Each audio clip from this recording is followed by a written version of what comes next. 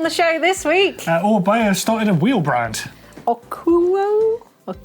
Yeah, something like that. And Rally bring back the burner again. An old retro GT that I built, I can't remember how long ago, has resurfaced. Got to tell you about this one. And we discuss whether things actually are more expensive these days.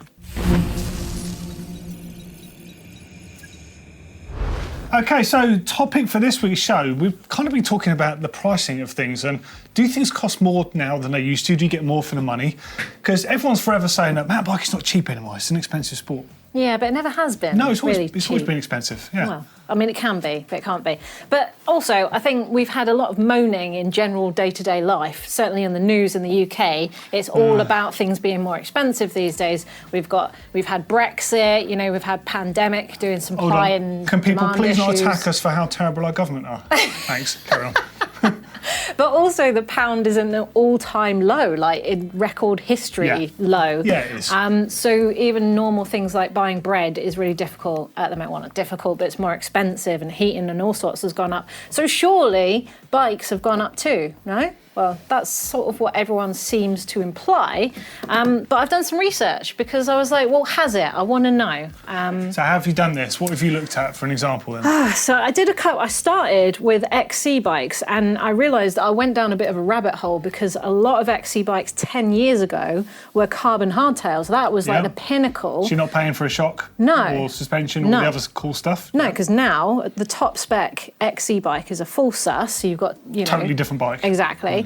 And then you've also got SRAM Axis to contend with. Yeah. My race bike 10 years ago was SRAM XX, and that was like the pinnacle, the 2x10. It was beautiful. It was the lightest group set on the market, as far as I'm aware. It was delightful, but you can't compare that to Axis now. So it was really tough to find a sort of a direct comparison. But I come up with a 2012 Santa Cruz Nomad Carbon, and I found the pricing Spendy bike, even then. It was spendy, but at least I could find sort of reviews and prices on it from back then. And that was $7,600 or $6,500 odd in the UK. And that was XTR, we're talking Fox factory suspension here. This is like top carbon enduro bike. But even trying to find the equivalent now was pretty difficult because so many companies have gone over to Axis as their top. Yeah. So I'm looking at a 2023 Nomad, which is X01, which arguably top spec mechanical, I would say, with factory Fox suspension. And that is $9,299 or $7,399. So that's from 2012 up to now? So that's 2012 to now, yes. So the newest one just dropped. So we're looking a bit at of a jump. It doesn't sound that extreme. No. So we're talking about $2,000 more, about £1,000 more here in the UK. But we've kind of ignored inflation because if you take the 2012 Nomad up to what it is equivalent now. Inflation in the US has been about 30%. So for that Nomad, you're looking at £9,880 equivalent. So really, it's cheaper now, slightly. Plus you get 3 inches more on each wheel. Yeah, you do. You're getting more for your money. So this is another thing, because even if we ignore inflation and we look at maybe sort of the equivalent Nomad now might have been, the lowest spec Nomad is probably, with the trickle down from 10 years ago, we're looking at the lowest spec Nomad. Which is still Fox, suspension. And in fact, you get your bigger wheels, as you mentioned. You got your 650B or 27.5 wheels. You get 12 gears instead of 10. And you're moving from Fox 34s up to Fox 38s. Okay, granted, their performance, but I would say they're still better than 2012's. Yeah, if you look at 100%. If you look at all the fine things like suspension, it's much better than it was. Yeah, and this is a big argument in the sort of comparing apples and apples. But that base model Carbon Nomad is $6,699. That's $1,000 cheaper than the 2012 US dollar model, and you're getting bigger wheels, you're getting the better forks, arguably you're getting 38s over 34s. So you are getting better spec, better bikes. I think so. And arguably, in some cases, for a bit less. And, you're getting 10 years of tweaking tech and geometry in that. And we're not even including inflation here. I do have a little theory, though, why people think that mountain biking has got more expensive. So you can't deny that. Writing's on the wall, you can see exactly what you're getting there. But you've got to also bear in mind there's so many expensive bikes now, and there's so many more expensive bikes, and all of the technology is on the more expensive bikes. And all we're seeing now is 10 grand bike, 11 grand bike, 12 grand bike. So it's just so visible that there's a lot more that costs a lot more than actually stuff that costs less. I think you're right. I feel like the cheaper stuff and the entry level stuff, it's all there. Yeah, it's just there's so much stuff that's in your face that costs loads that you don't need. No one needs that stuff. No, I mean, when I was looking at XC, that was definitely apparent, especially with the sort of the axis eagle changing things and suspension changing things. We're looking at 12 grand bikes, whereas back in 2012, 6 to 7 grand was your top spec XC bike. But that was a hardtail, and that was 100mm suspension, and it was, I don't know. It's just a different world these days, isn't it? It is, yeah. Really? Stuff has moved on for sure. And also, I was finding, in my research, nowadays, you can still get a really, really good hardtail XC for about £1,000. You've got and even trail bikes as well. Like you get the Orbea Laufey at around about £1,200, and you get in the Trek Roscoe as about £1,000. Yeah, and we're looking at 12-speed GX, NX SRAM. It's just good specs, good specs, better tech. Yeah, RockShox Recons on the front. It's just, we talk about the top spec all the time, which just happens to be a real push in tech, and it's like 12 grand. But I think that might be justified. And actually, in my defence, probably your defence as well, is we're going to talk about stuff generally that ends up costing more because we're interested in technology that's then going to filter to the rest. So we probably make it feel like it is more expensive than it is. Yeah, I guess we should throw this over to the viewers, shouldn't we? Yeah, absolutely. Do you think things are more expensive these days, or are we just looking at more expensive things, but they're not really the equivalent of what was 10 years ago? And are you still riding a 10-year-old bike? Do you think it holds up? I'm sure a lot of our viewers are. But let us know down in the comments below. And I'm sure a few of you are going to pick up on the fact we've talked about bikes here. There's also components and things like replacing tyres. Now that has changed. That definitely has. But get involved in the comments and we'll pick it up on next week's show. Okay, so straight into news. And what we got first then, Anna?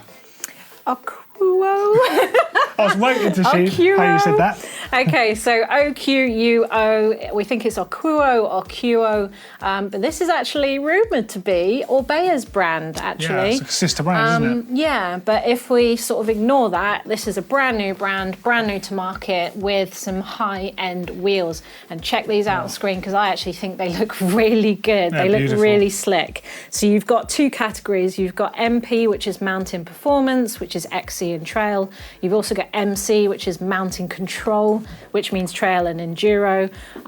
You're starting off with the MC32 Limiteds, which are carbon 29er only, and the MC32 Teams, which is alloy in either 29 or 27.5. So we're looking at, for those MC32s, we're looking at like 32 front width and then 30 rear, which is interesting that they're going small out back. Yep, and then also spoke count is the same. We've got 28 in the front and then 30 in the rear, so they're kind of adjusting according to wheel size, not just matchy. Yeah. Hookless rims, DT350 6IS hubs. And then over on the mountain performance side for XC, they're both carbon, both 29er only, both 30mm rim widths, but the limited edition comes with 34 and 28 spokes in the front and rear, whereas the Team is just 28 in each. And also the limited has a DT240S CL hub, and that combination of the spoke count and the hub makes them 180 grams less than the other, so 1,300 grams for a set of carbon wheels. Nice looking wheels as well. Yeah, I really like the sort of like gold pinstripe kind of detailing. It's nice. Yeah, really nice. And then just to top it off, they've added what they call a more affordable, I think we will call them, trail budget-friendly performance wheel set, the MP28 Limiteds, and the 28 stands for the amount of spokes in the front, the width of the rims as well, and they are alloy 29ers. And interestingly, they are the only ones that come with centre lock. All the rest are 6-bolt, which is interesting, but, you know, I'm on board with 6-bolt. So can we talk about Rally Burner now? We can. Yes, we can. There's a Rally Burner being re-released, so I'm not even looking at press notes yet. I'm just looking at the images. You were just looking at pictures. Yeah, because I had an original 20-inch burner when I was a kid in like the 80s, and seeing these images all over again is ridiculous. So Yeah. I think they re-released a Mark 1 version, basically a Mark 1 re-release in 2019, didn't they? I think, and then now they've re-released this one.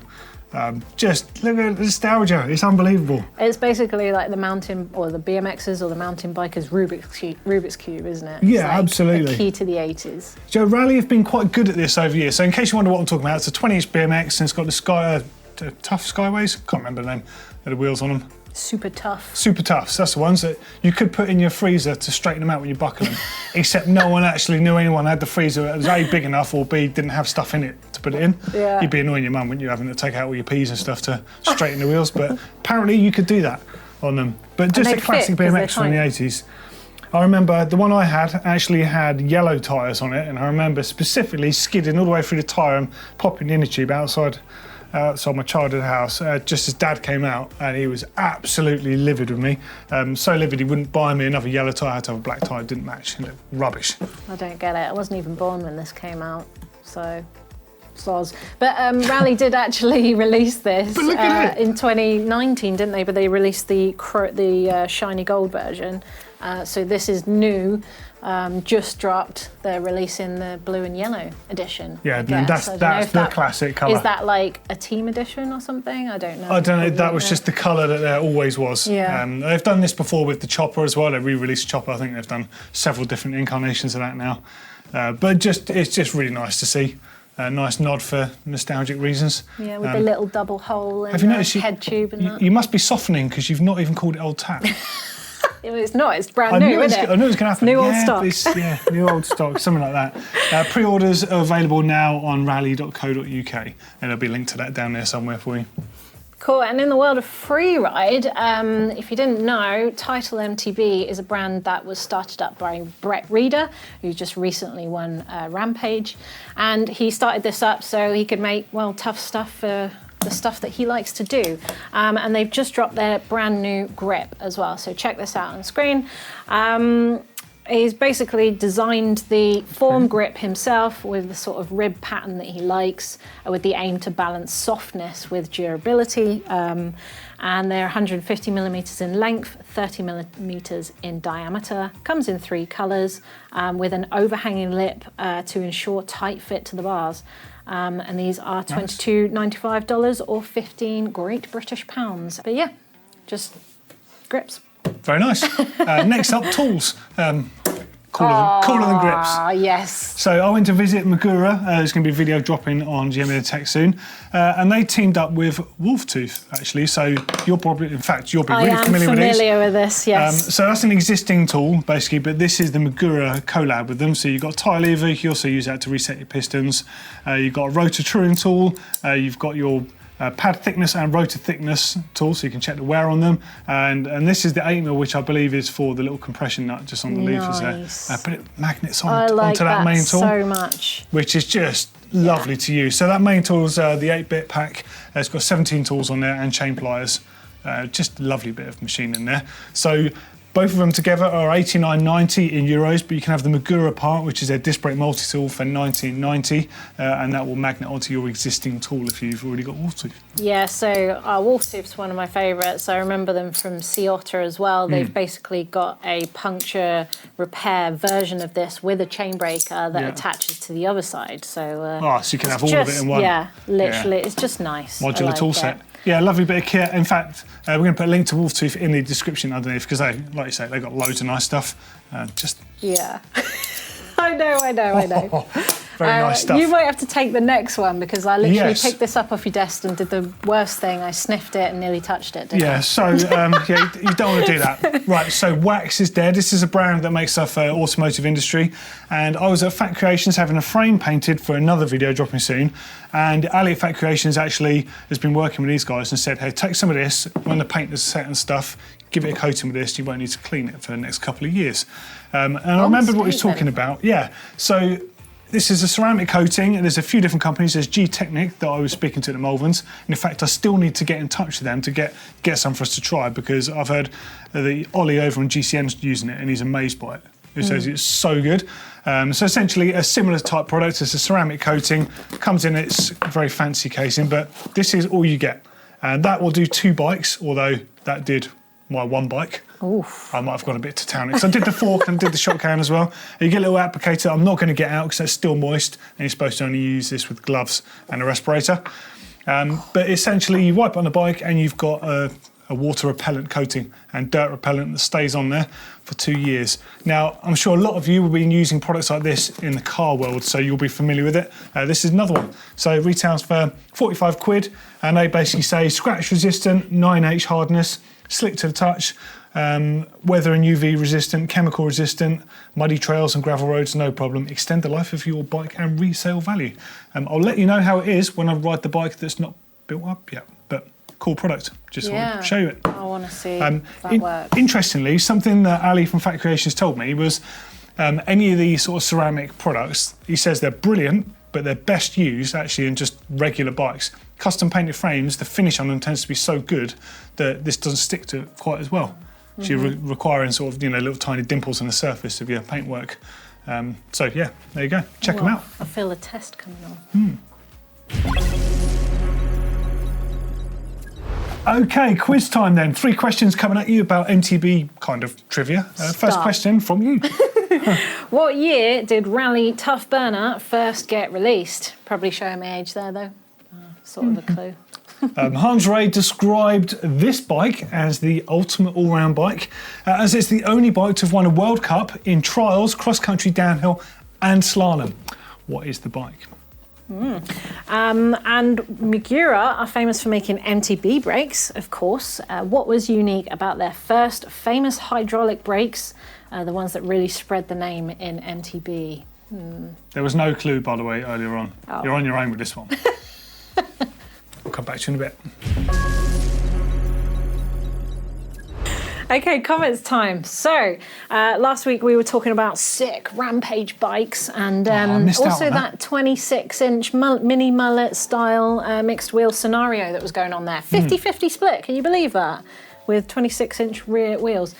So Bronson Harrington said, you're forgetting Jackson Riddle's bike was also so sick. It was very cool. It was sprayed out like Travis Pastrana's MX bike, the RM Suzuki. All the bikes were amazing. Yeah, to be fair, Bronson, well, a lot of the comments were saying, why didn't you mention that as well? So everyone was loving that bike. Do you know what, that guy, Jackson Riddle, unbelievable, and he looks like such a cool dude as well. And he's really nice, isn't he? Yeah. He seems nice. I mean, me and Martin have been following him since I first started here, when he was just a young whippersnapper, watching him just get massive airs out in Utah. To see him make that journey now to being like one of the top guys, it's really cool. Really cool. Next from McBore's Thunderlights. Just goes to show you how capable enduro bikes and single crown forks have become. Yeah, there was a handful of single crowns there, a couple of enduro bikes like with the Evil Insurgent. Well, I've got to say, if I was ever had the guts to jump off anything like that, I think I'd prefer to have a twin crown fork. Yeah, I think I would just look too. down and be like, can you just give me like a couple more foot of travel as well? Yeah.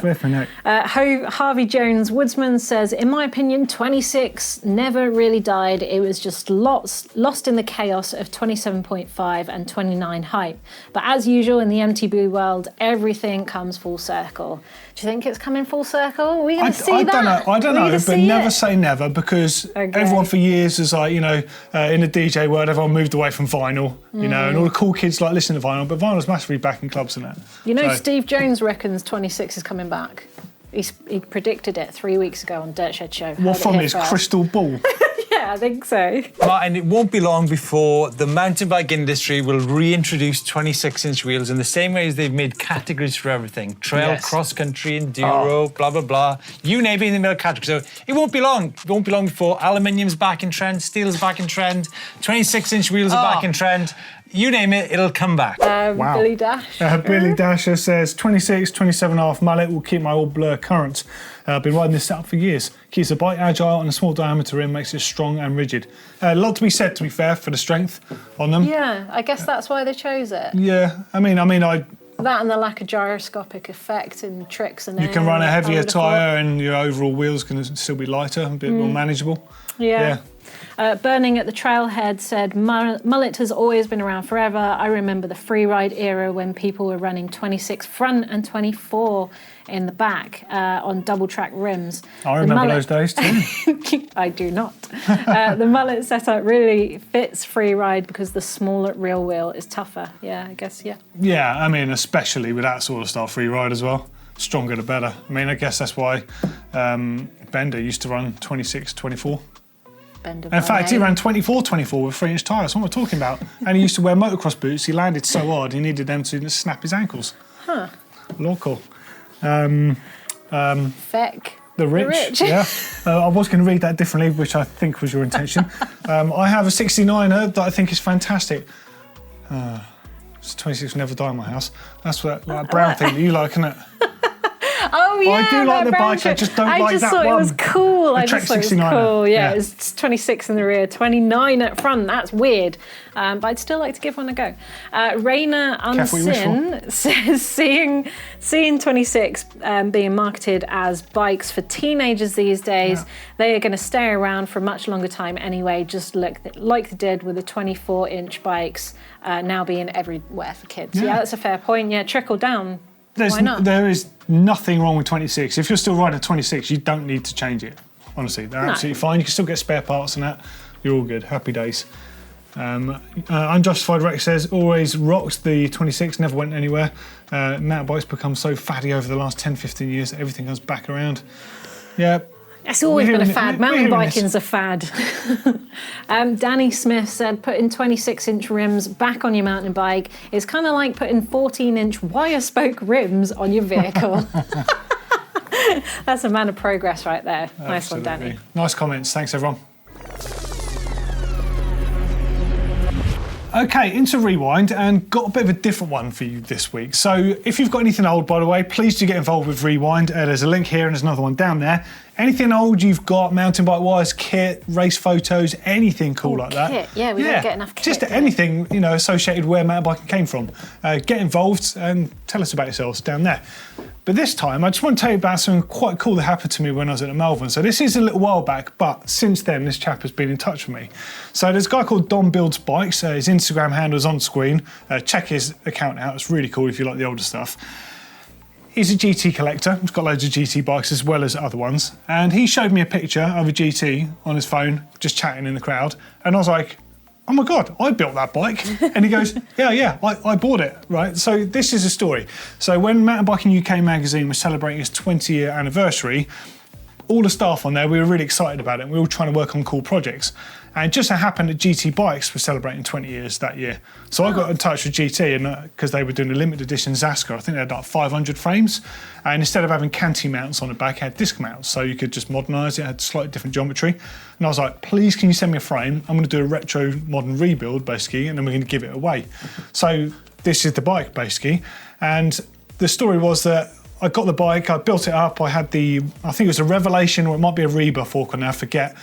And I had it custom painted by Argos in Bristol with this same original Judy yellow paint that you would have seen on the Judy forks. And I got Hope. I had to literally beg Hope to fire up the purple anodizer because they just were not interested in it. This is at a point when purple was not cool again, so it was very cool, got overdone, became very not cool. Got them to do this and asked them to do a set for myself as well, and they're like, no way. The second you run them, everyone's going to want stupid purple again. And hey, everyone's running purple again now. Got laser etched with Mountain Bike UK 20th anniversary and stuff like that on them. Gave the bike away, and literally the kid that won it, like, congratulations and all that, but I really didn't want to give the bike away. I was like, I'm pretty sure I was shaking his hand, I was still holding the bike. I was just like, and he was like trying to take it off me. But it turns out his father didn't want him to have the bike or something like that, so he ended up selling the bike down the line. Never heard about it ever again. And then Don Builds Bikes turns up in Melbourne and is like, hey, I bought the bike. And he's got it, check this shot, with it racked up against some of his vintage bikes there. And it just fits in perfectly, except it's a 26-inch modern bike. It's just mega cool. It's really nice to see it. At least it went to a collector eventually. Yeah, I'm absolutely stoked. It's gone to, I mean, anyone could win it, don't get me wrong, but it's really nice it's gone to someone that really appreciates it. And nothing's changed on it. It's even got the same tyres on it. which is just really cool. So big up to Don Builds Bikes, and thank you for coming to say hi, by the way, and sharing us these images.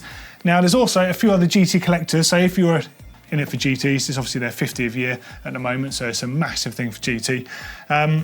There's loads of cool stuff. Is it their 50th year? It is 50 years, isn't it? It is 50 years. It's mad, Definitely isn't it? Does that mean MBUK is 50 years No, old? because it was 20th anniversary, I think, of the Zaska rather than... Anyway, a few other GT collectors. So GT Retro Tech Shop, here's a little screenshot on screen. Give him a follow. Absolute gent of a guy. He's the guy that helped me out with the Rockstars video with all the cool forks, because he's got all of them. Fascinating stuff. In fact, he's got some Hans Ray replicas that are so good that Hans was even puzzled that they weren't his, that good. So he's down there to check out. GT Retro Tom as well, and also GT Vault, both those Instagram handles down there. If you like retro GT stuff, they're the ones to follow. They have got everything going on. Right, quiz answer time. Yes, so when did the Tough Burner get released? It was 1983. Yeah. I was just a wee young'un then. Old. Hans Ray described this bike as the ultimate all-round bike, the only one to have won World Cups in basically all disciplines. Anyone know what it was? Hans Ray is the clue. It's a GT Zaska, of course, the original hardcore hardtail that was light enough to race cross-country on and strong enough to do anything else on.